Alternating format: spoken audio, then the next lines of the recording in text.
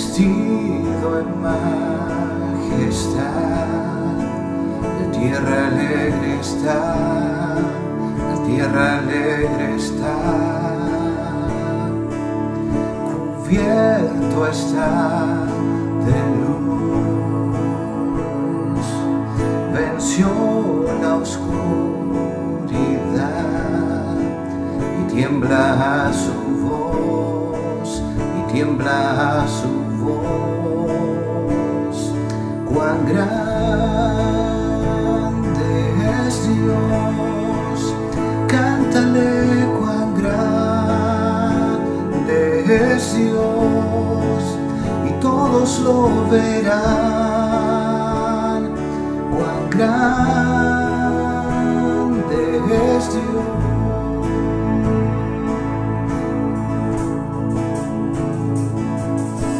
Día a día Él está, el tiempo está en Él, principio y el fin, principio y el fin. La Trinidad en Dios, el Padre, Hijo, Espíritu, Cordero y el León, Cordero y el León. Cuán grande es Dios, cántale cuán grande es Dios, y todos lo verán. Cuán grande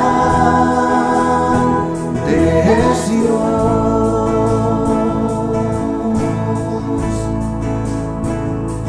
cuán grande es Dios, cántale cuán grande es Dios, y todos lo verán. Cuán grande es Dios. Tu nombre sobre todo es, eres digno de alabar, y mi ser dirá cuán grande es Dios.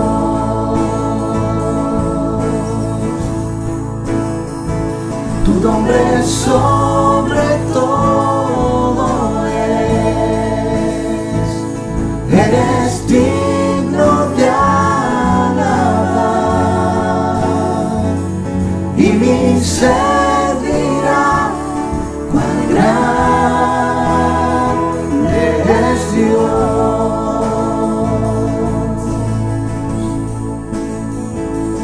cuán grande es Dios, cántale cuán grande es Dios, y todos lo verán. Cuán grande es Dios,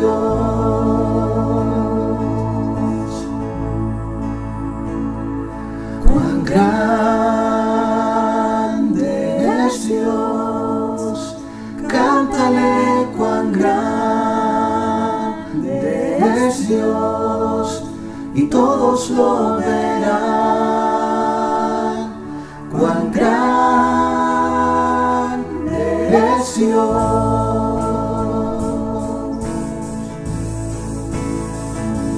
cuán grande es Dios, cántale cuán grande es Dios, y todos lo verán. Cuán grande es Dios, cuán grande es Dios, cántale cuán grande es Dios, y todo ojos lo verán, cuán grande es Dios. Mi corazón entona la canción, cuán grande es Él, cuán grande es Él. Mi corazón entona la canción, cuán grande es Él, cuán grande es Él.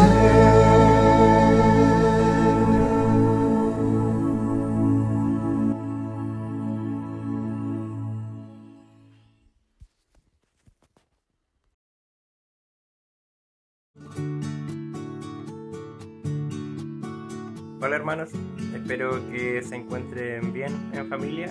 Los invito a cerrar los ojos y a orar junto a mí. Señor, te doy gracias por otro día más de vida que nos has regalado. Te pido que todo este tiempo de culto, Señor, sea provechoso para todos.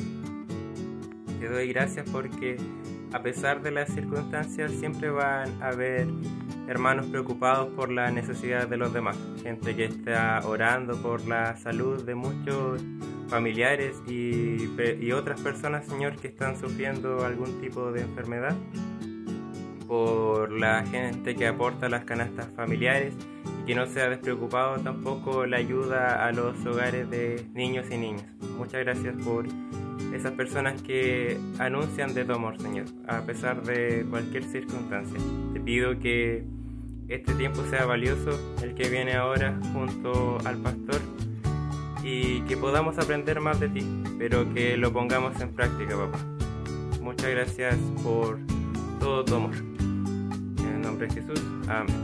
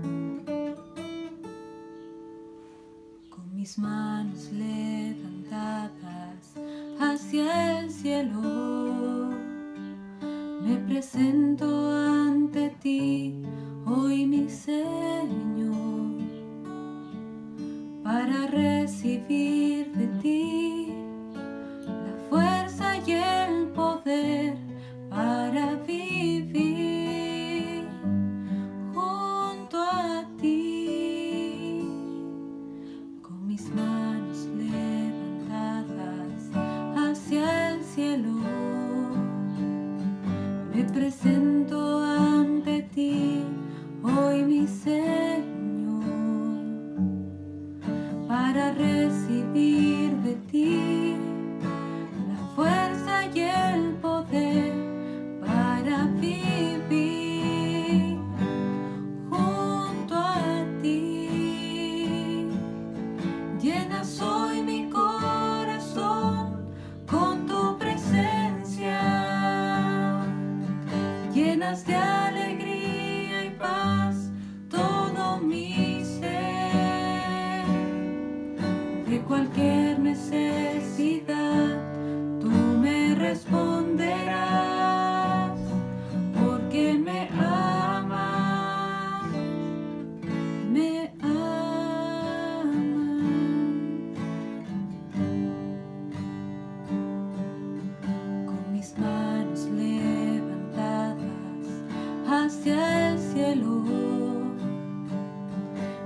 presento ante ti hoy, mi Señor,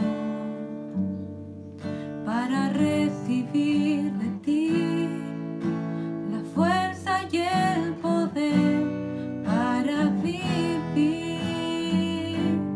junto a ti.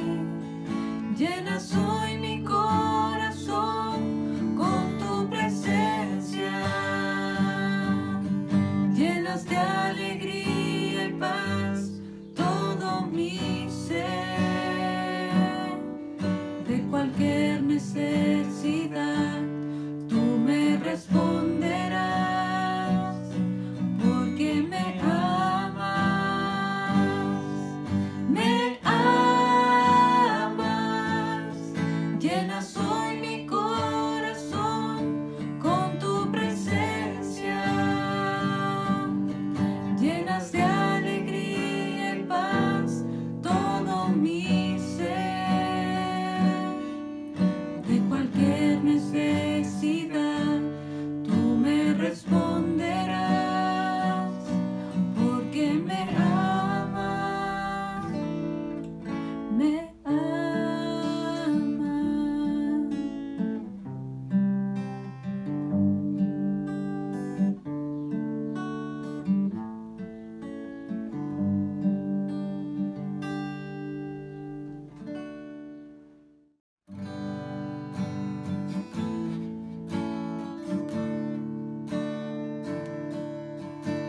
Al borde de tu gran trono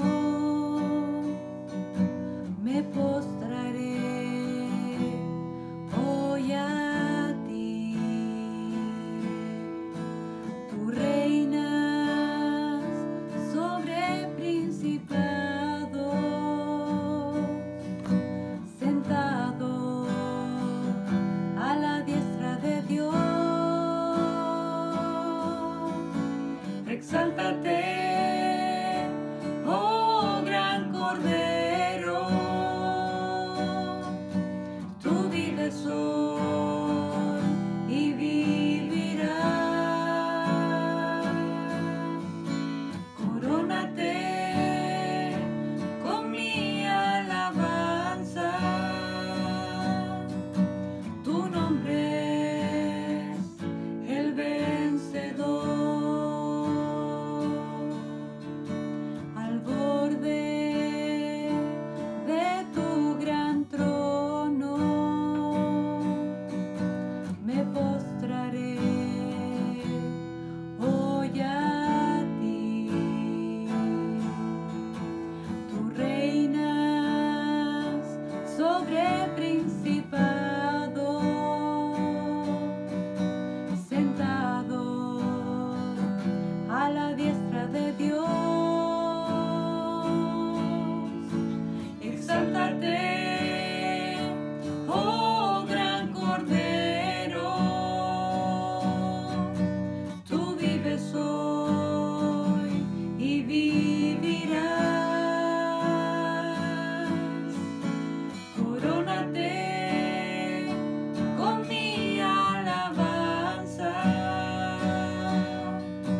tu nombre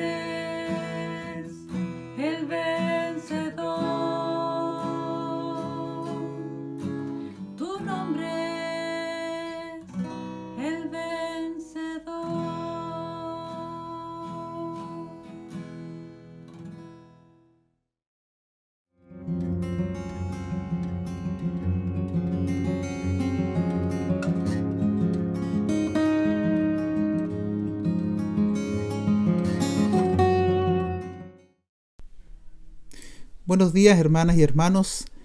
Quiero invitarles a seguir en lo que corresponde a nuestra unidad del Evangelio de Juan sobre los yo soy que introdujimos la semana pasada.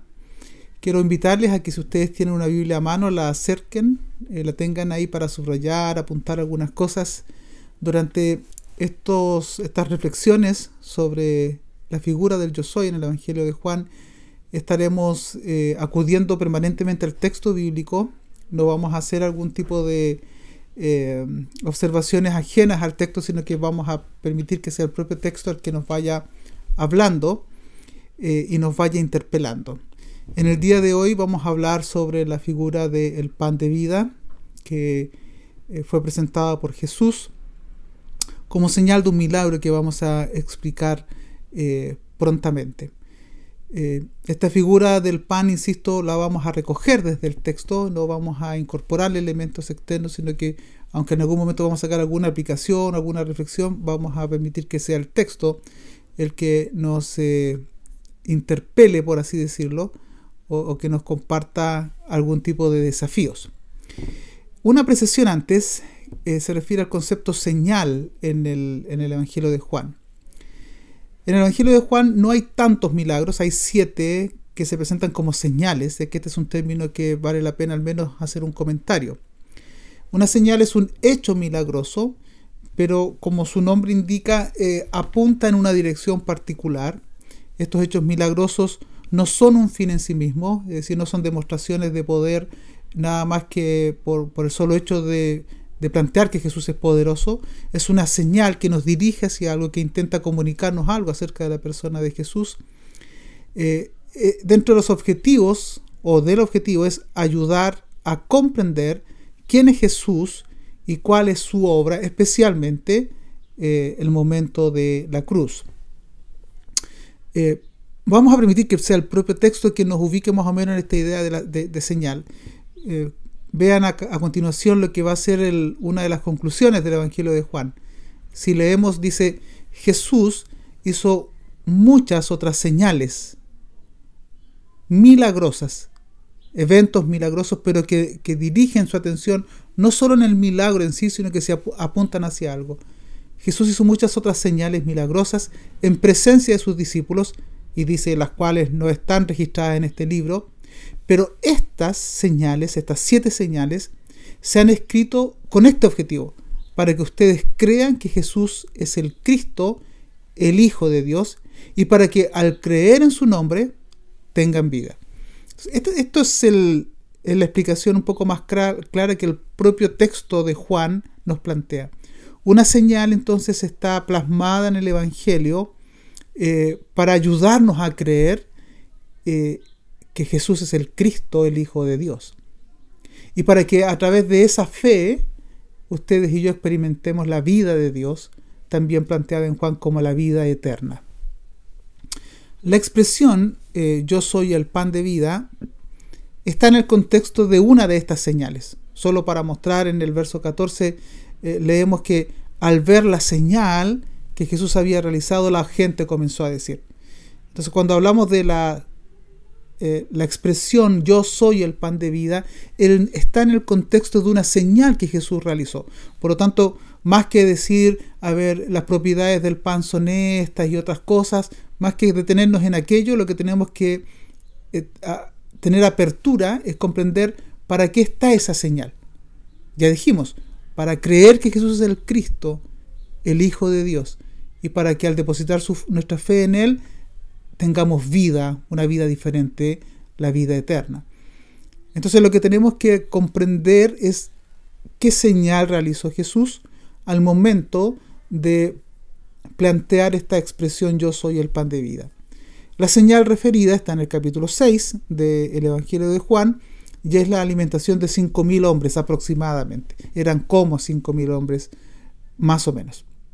Entonces lo que vamos a hacer, insisto, más que dar distintas fórmulas externas, es recorrer el texto. Haremos un pequeño recorrido por el capítulo 6, recorrido que va a ser fortalecido en los grupos pequeños con una guía que estamos enviando también, y que sí, y seguramente vamos a dejar a los pies de este video. vamos a hacer un pequeño recorrido en el capítulo 6 para comprender el contexto de lo que está sucediendo, y quiero anticipar que nos vamos a encontrar con expresiones que son muy difíciles de comprender de la noche a la mañana, y también algunas son muy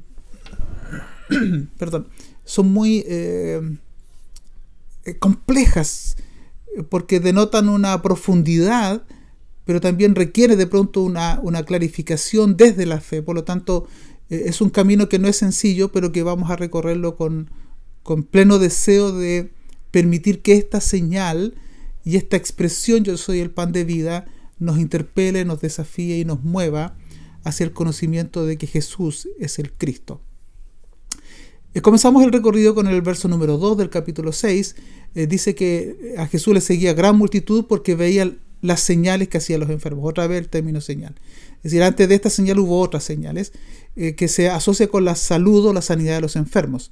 Esta idea puede demostrar curiosidad por parte de la multitud por ver algún milagro, algo llamativo, o posiblemente también llevar a algún enfermo cerca de Jesús para que él lo sanara. No sería muy propio pensar que solo van la gente con personas enfermas, porque lo que van a ver parece es que él sane a otras personas, porque están muy curiosos de aquello. Ahora, hay que reconocer que la palabra enfermo también evoca la idea de los débiles. Por lo tanto, los que están siguiendo a Jesús es porque habían visto señales en los enfermos y en las personas débiles que habían experimentado la ayuda de parte de Jesús.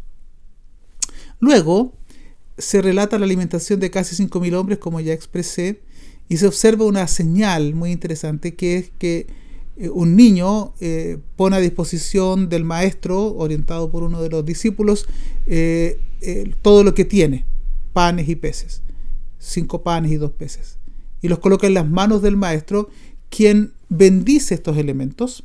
Y ahí hay una discusión que ustedes pueden revisar con más detenimiento después, porque es Jesús quien le pregunta: mira, hay tanta gente, ¿cómo podríamos darle alimento? Y alguien trae a este niño, ¿verdad? Pero está el símbolo de la Eucaristía, de la acción de gracias, de la Santa Cena, también conocemos nosotros, que Jesús toma estos elementos, los bendice y los reparte para que los discípulos lo compartan con la gente que se ha sentado en la hierba, dice el texto. Y ellos comen hasta saciarse, hasta que no dan más, vamos a decir en buenos términos chilenos. En ese pan repartido estaba simbolizada la propia entrega de Jesús, que, insisto, lo recordamos en la Santa Cena como el pan que se reparte, como el pan que es Cristo, que se da también para otros. Un milagro muy lindo. Insisto, la gente está curiosa, busca a Jesús. Jesús alimenta a 5.000 personas, y eso genera todo un mover porque es una señal muy prodigiosa. Sin embargo, la señal despierta en la multitud una comprensión errada sobre Jesús. Dice los versos 14 y 15 del Evangelio de Juan que ellos piensan que era el profeta. Esa alusión al profeta está citando a Deuteronomio, donde se plantea que algún día Dios iba a levantar otro profeta como Moisés. Ellos pensarían que era el profeta entonces. Incluso por el solo hecho de la multiplicación del pan de cebada, que también tiene una alusión a otro profeta, que ustedes van a poder descubrir en sus estudios personales. Piensan que era el profeta, y otros incluso quieren hacerlo rey. Si tuviéramos una comuna más pequeña, querrían hacerlo alcalde, qué sé yo. Si fueran un país, querrían hacerlo el presidente. Es decir, ellos ven en la señal hecha por Jesús una conclusión equivocada. Ellos quieren seguir el camino de la solución política, en algún sentido religiosa, pero es un profeta, pero no es más que el profeta. O por otro lado, quieren hacerlo un rey, un caudillo al estilo político de su tiempo, que va a solucionar sus problemas de hambre o de necesidad, entendiendo que no son solo los enfermos, sino los débiles, los necesitados, los que están buscando al Señor. Y esta reacción de parte de ellos decepciona a Jesús. Y el texto dice de manera muy curiosa que decide irse solo al monte. Es como una forma de comunicar: parece que no se está entendiendo esta señal que yo hago. Un dato bien interesante pudiera ser que incluso los discípulos parece que también se sienten decepcionados de Jesús, porque ellos tienen una expectativa mesiánica del tipo político, nacionalista, alguien que les ayude a volver a ser la gran gloria del mundo, Israel como capital de las naciones, donde habita la luz de Dios. Entonces cuando Jesús se va solo porque no se deja tomar como profeta o como rey, Jesús no lo permite. Estoy leyendo el texto bíblico aquí. Dijeron, este verdaderamente es el profeta, pero entendiendo Jesús que iban a venir para apoderarse de él y hacerle rey, se fue solo al monte. Es como no están entendiendo. Y los discípulos podrían haberse sentido entusiasmados con esta reacción del pueblo, pero al ver que Jesús se va solo y no acepta esta propuesta, ellos decían algo muy interesante. Por eso digo que parece que también están decepcionados. Se hacen a la mar de noche. Algo muy curioso. Hubo un viento fuerte en la noche, lo cual diría que no estaban en las mejores condiciones. Pero lo más importante, no estaba Jesús. A otros evangelistas plantean que Jesús quiso estar solo, los envió adelante, pero aquí está diciendo que los discípulos deciden irse. Es como, bueno, si no quieres ser rey, si no quieres ser lo que nosotros estaríamos esperando, si no te vas a poner de parte nuestra y usar los métodos nuestros, bueno, qué decepción más grande. Puede ser. El texto dice que Jesús los alcanza en la noche y se presenta como el yo soy, que no tengan miedo al respecto. Bueno, al día siguiente de este suceso, la gente busca a Jesús de nuevo. Incluso llegan otras barcas, dice el texto, de otro lugar, al mismo lugar donde habían comido el pan los 5,000, y lo encuentran definitivamente después de tanto buscarlo en Capernaum. De hecho, parte del diálogo se da en una bueno, no voy a decir la respuesta porque están las preguntas para que ustedes busquen en sus grupos pequeños. Pero está en Capernaum al menos. El relato es extenso. De hecho, si ustedes leen el capítulo 6, tiene cerca de 70 versos. Entonces lo que yo voy a hacer es solo señalar algunas preguntas que nos van a ayudar para colocar el contexto más general. Ya anticipé que este es una descripción del texto, es un comentario sobre el texto, por lo tanto acompáñenme en esta búsqueda. Las preguntas que hoy yo voy a mencionar son seleccionadas para mostrar más o menos algunos elementos y desde ahí haremos algunas reflexiones. Primera pregunta del verso 25, ¿cuándo llegaste acá? Las preguntas inútiles frente a ciertas cuestiones. Te estamos buscando, ¿cuándo llegaste acá? Bueno, lo primero es que Jesús no responde a esta pregunta. Jesús está pensando en la motivación de ellos para buscarlo y hace el siguiente comentario. Ciertamente les aseguro que ustedes me buscan no porque han visto señales, sino porque comieron pan hasta llenarse. Es una declaración más o menos fuerte. Y luego agrega, trabajen, pero no por la comida que es perecedera, la que muere, la que termina acá, sino por la comida que permanece para vida eterna, la cual les dará el Hijo del Hombre. Sobre éste ha puesto Dios, el Padre, su sello de aprobación. Ahí coloca un elemento importante. Ellos vienen porque han visto la señal. ¿Cuándo llegaste acá? No, ese no es el punto, dice Jesús. Ustedes me buscan porque comieron el pan hasta llenarse, hasta saciarse. Permítame una observación sobre esto.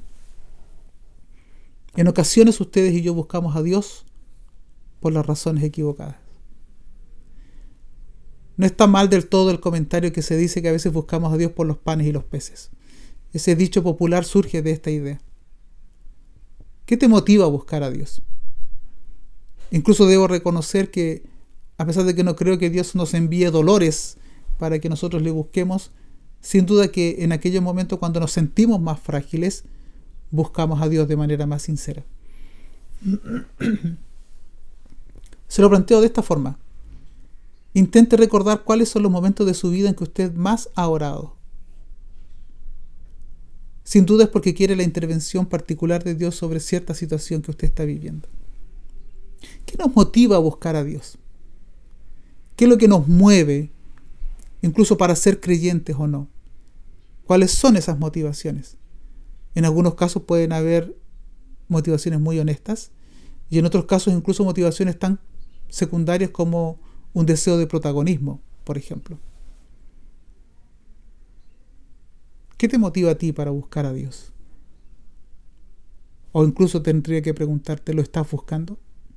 Incluso, si no estás buscando más de Dios, ¿por qué crees que no estás buscando más de Dios?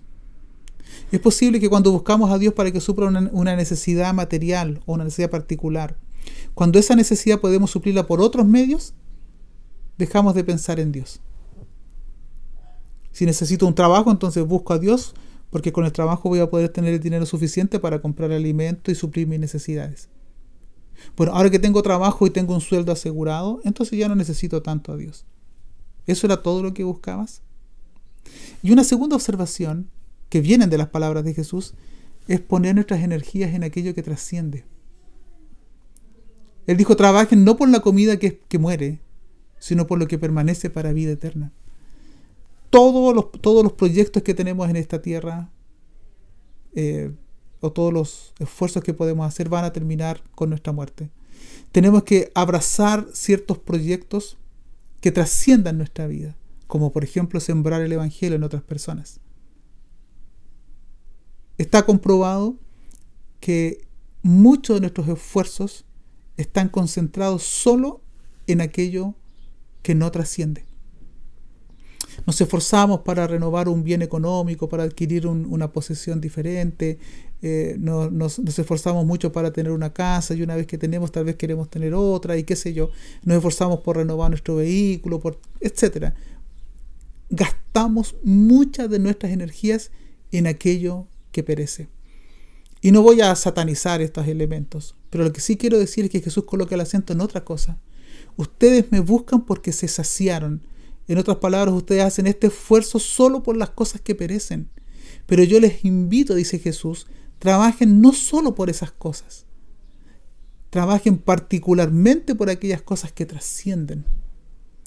Lo que se llaman los bienes interiores, los que nos traen realización personal, los que nos hacen sentir que vale la pena vivir y esforzarse.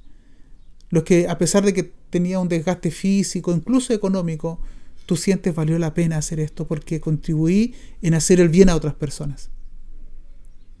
Dejemos esas reflexiones que ustedes pueden seguir meditando. Una segunda pregunta. Bueno, le preguntan, ya que nos planteas esto, ¿qué debemos hacer? Literalmente un poco, ¿qué tenemos que hacer para realizar las obras que Dios exige? Como buenos judíos que viven bajo la ley, es decir, bueno, dinos las cosas que hay que hacer y las vamos a hacer. Y Jesús le responde de una manera un poco diferente. Les dice, esta es la obra de Dios, que crean en aquel a quien Él envió. Le respondió Jesús. ¿Cómo? ¿Qué tenemos que hacer? Creer en el que Él envió. Obviamente está hablando de Él mismo. Entonces la respuesta de Jesús levanta otra pregunta, que supone más o menos esto. ¿Qué señal haces para que creamos en ti? Es decir, nos dices que más que hacer cosas, creamos en el que Él envió. Ok, ¿por qué tendríamos que creer en ti? Incluso tienen en su mente el registro de sus padres. Nuestros padres comieron maná en el desierto. Y citan la Escritura, el Salmo, ¿no? Pan del cielo les dio a comer a nuestros padres. ¿Y tú, qué haces para que nosotros creamos en ti? Y Jesús responde, ciertamente les aseguro que no fue Moisés el que les dio a ustedes el pan del cielo. El que da el verdadero pan del cielo es mi Padre. Vea, ellos hablan de nuestros padres. Jesús habla de el Padre. Y luego agrega, el pan de Dios es el que baja del cielo y da vida al mundo. El alimento de Dios, el pan de Dios, es el que baja del cielo y da vida al mundo. Wow. No solo el maná que comieron los padres, porque no fue Moisés, fue Dios. Y Dios es el que da ahora el pan que desciende del cielo. Entonces ellos no preguntan, pero solicitan. Bueno, danos siempre este pan. Queremos verlo. Ayer vimos algo maravilloso aquí, una señal. Queremos el pan, pero esta vez el pan que baja desde Dios, el pan del cielo. Y entonces Jesús dice, yo soy el pan de vida. El que a mí viene nunca pasará hambre. Y el que en mí cree nunca más volverá a tener sed. Y agrega algo lamentable. Pero como ya les dije, a pesar de que ustedes me han visto, no creen. Hace 2 declaraciones muy importantes. Yo soy el pan de vida. Yo soy el pan que ha descendido del cielo. Yo soy el pan de Dios para nuestra vida. El que come de este pan no va a volver a tener hambre. Y al creer en mí no van a volver a tener sed. Pero ustedes no creen. Esa es una declaración triste, pero es un anuncio. Por lo tanto, cuando comenzamos la reflexión diciendo vamos a hablar del yo soy el pan de vida, yo podría tomar algunas metáforas lindas del pan y una serie de cosas que es alimento, pero sacarla completamente del contexto de lo que plantea el Evangelio.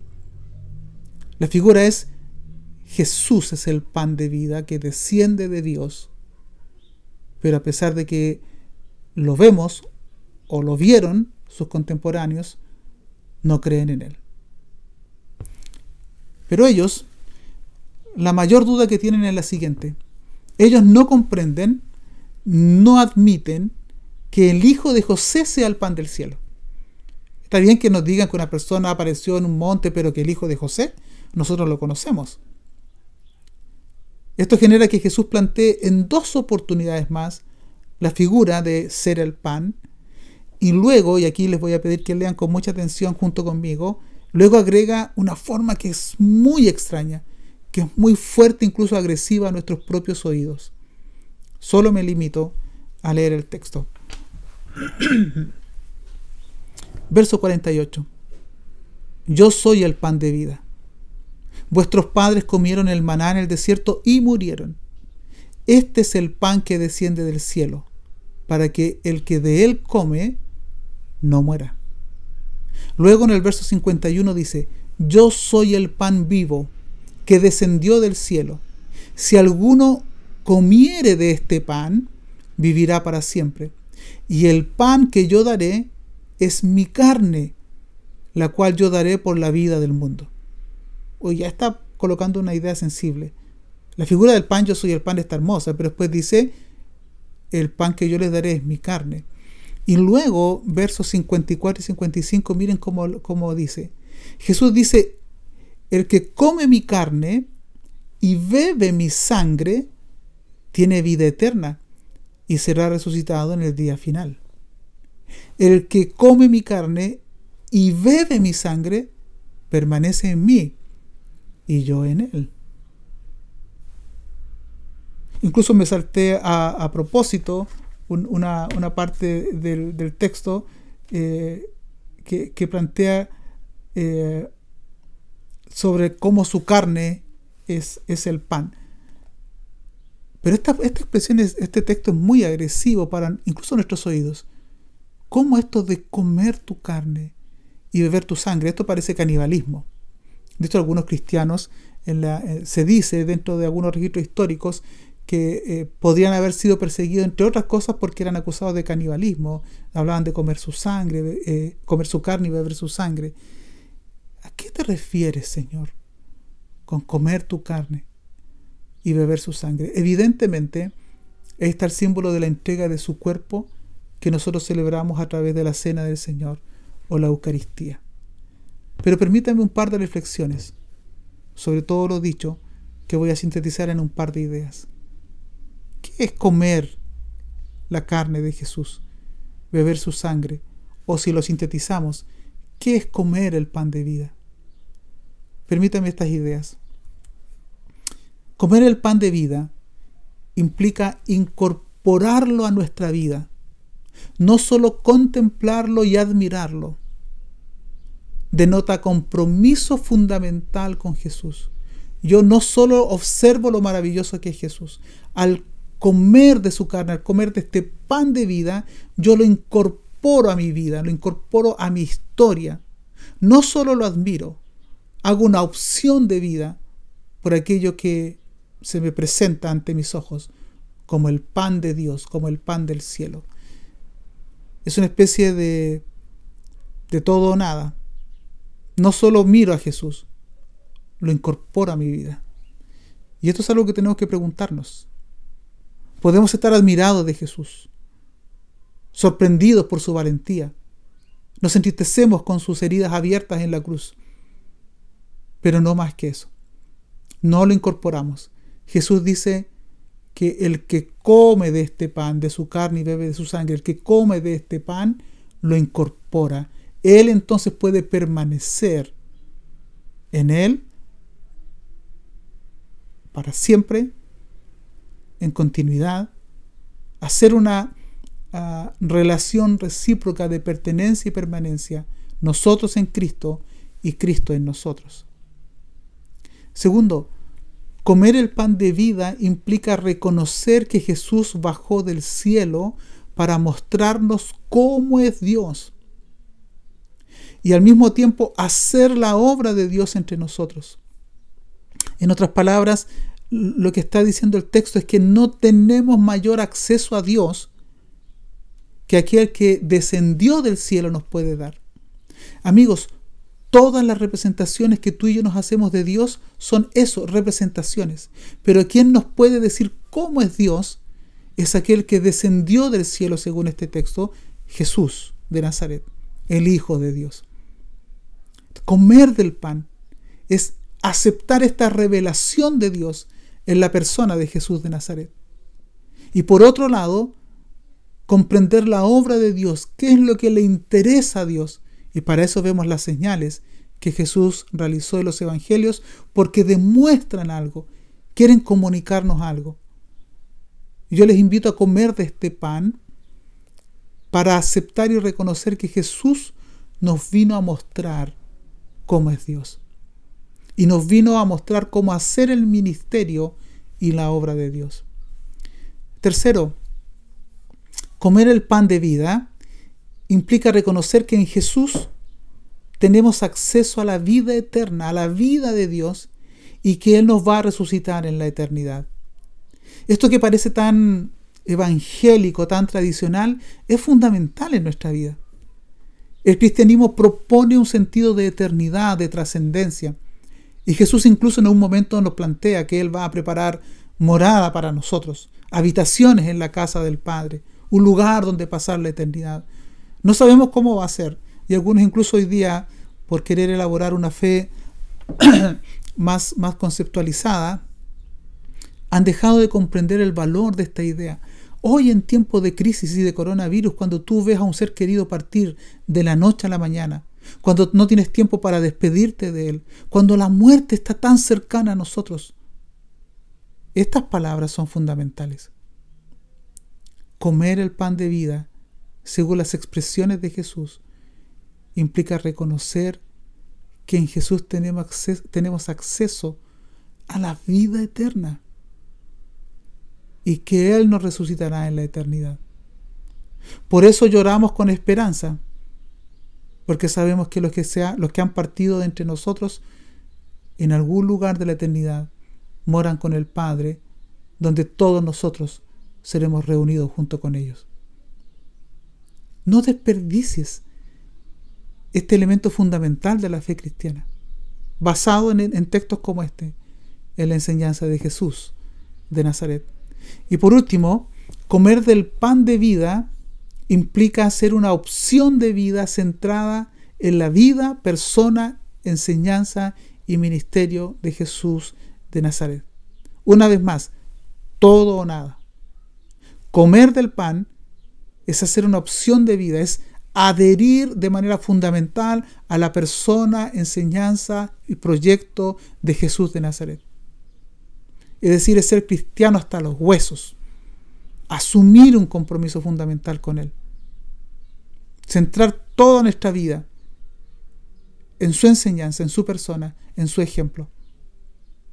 Yo quiero invitarles a los que nos escuchan a hacer una opción por Jesús, no solo a contemplarlo, no solo a usarlo de manera egoísta en Navidad para celebrar, entre comillas, su nacimiento y olvidarnos completamente de Él. Yo no quiero que Jesús sea un adorno, una cruz que cuelga del cuello. Yo quiero que sea el pan de vida que yo como para vincularme y comprometerme de manera fundamental con Él. Todo o nada. No hay compromisos a medias. O estamos comprometidos con Él o no lo estamos. Palabras difíciles, complejas, que generaron una triste decisión en muchos de sus discípulos. Mire lo que dice el verso 66 después de estas enseñanzas. Desde entonces, muchos de sus discípulos le volvieron la espalda y ya no andaban con él. Es como decir, no, hasta aquí nomás. Esta palabra es muy dura, es muy difícil aceptarla porque significa reformular algunos conceptos que nosotros tenemos de Dios. Muchos discípulos, no gente ajena, discípulos, le volvieron la espalda. Yo tengo temor, en algunos casos tristeza, de que nosotros le hayamos vuelto la espalda a Jesús. Y cuando se pone muy radical y cuando pide que nos comprometamos con su carne, con su sangre de manera vital al comer de este pan, nosotros digamos, no, mira, la simpatía llega hasta cierta hora del día, hasta cierto momento de la vida, tal vez nos sirvió para la juventud, para ordenar un poco nuestras vidas, pero no esperes lealtad absoluta en este tiempo. Y observo cómo muchos le vuelven la espalda a Jesús de Nazaret y su proyecto. Jesús les pregunta a sus discípulos, más cercanos, a los 12 en este caso, ¿ustedes también quieren marcharse? ¿También van a abandonar? Esa es una pregunta que nos obliga o levanta esta otra pregunta. ¿Quién es Jesús realmente para mí? ¿Quién es Jesús? ¿Cómo lo reflejo eso? ¿Es Jesús el pan de vida para mí? ¿O es uno más entre otros?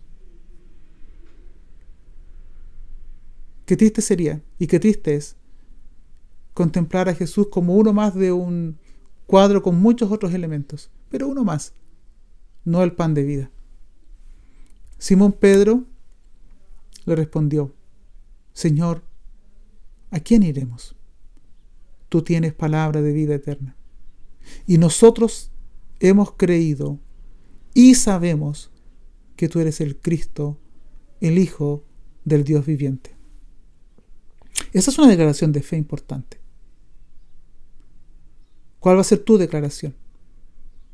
Frente a este llamado radical donde muchos la abandonan, Jesús se vuelve a nosotros esta mañana y nos pregunta, ¿y ustedes qué van a hacer? ¿También se van a ir? ¿O van a asumir un compromiso? ¿Cómo va a ser nuestra respuesta?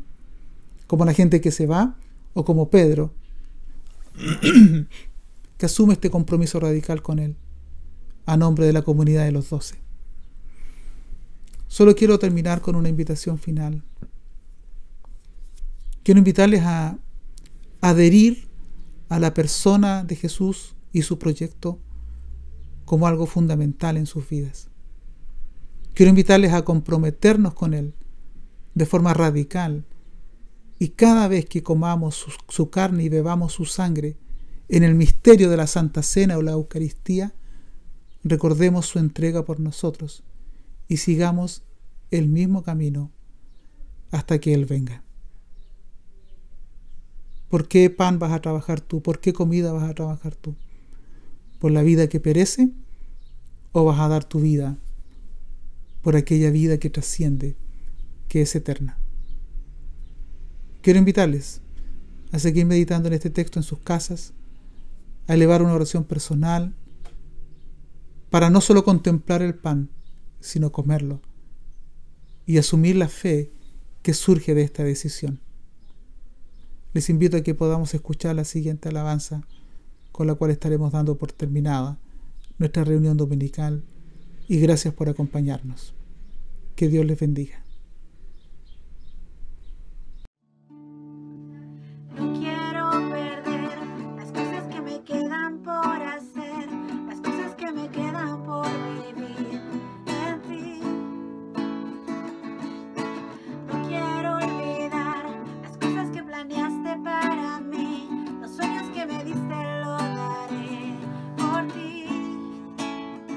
No tienes que buscar a nadie más, yo quiero ir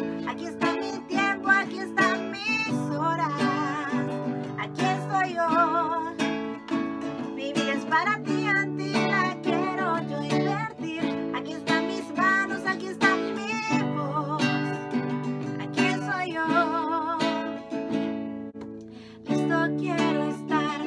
Los dones que me diste voy a usar. Los años que me has dado viviré por ti. Voy a conquistar la tierra que me diste y sin dudar haré lo que me pidas, viviré por ti. Y no tienes que buscar a nadie más, yo quiero ir. Aquí está mi tiempo, aquí están mis horas, aquí soy yo.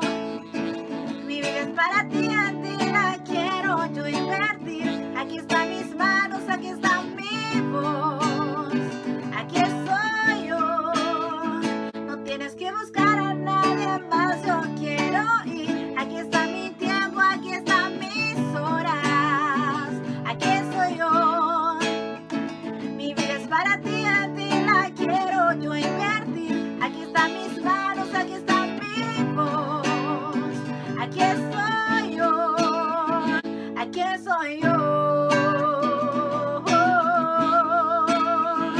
aquí soy yo, aquí soy yo.